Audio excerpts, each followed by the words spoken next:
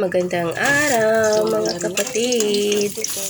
Magluluto lang po tayo ngayon ng sardinas at saka mustasa. Hindi pala dito partner yan guys.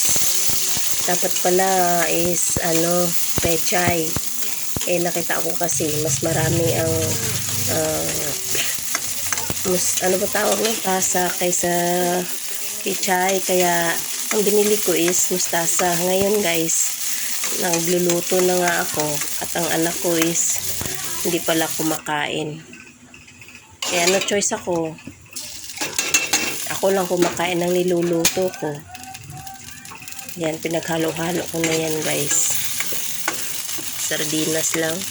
Saka yan, kamatis, sibuyas, bawang. Tapos paghalo-haloin ko na siya. Ayan, nilunod ko na nga yung mustasa.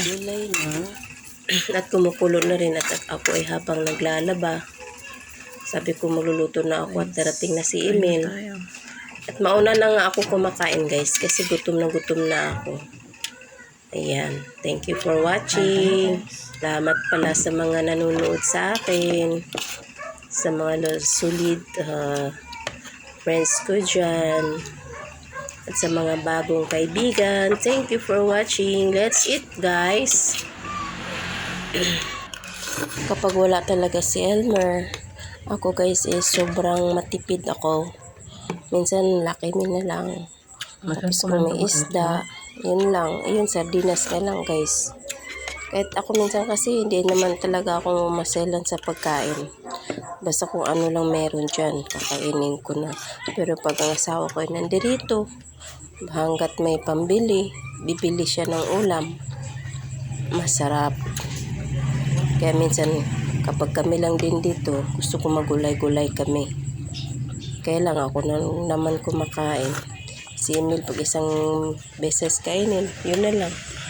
Hindi nakakainin yan, pangalawa. Tayo, mga nanay. Tsaka hindi pa nga pala naubos yan guys. Kasi lumating na nga si Elmer, nagluto na lang kami pata ng baboy. Sayang yung gulay, tinakita ko, tinapon na lang, binigay sa aso. Thank you nga pala guys for watching. Don't forget to like and subscribe to my YouTube channel. Bye bye.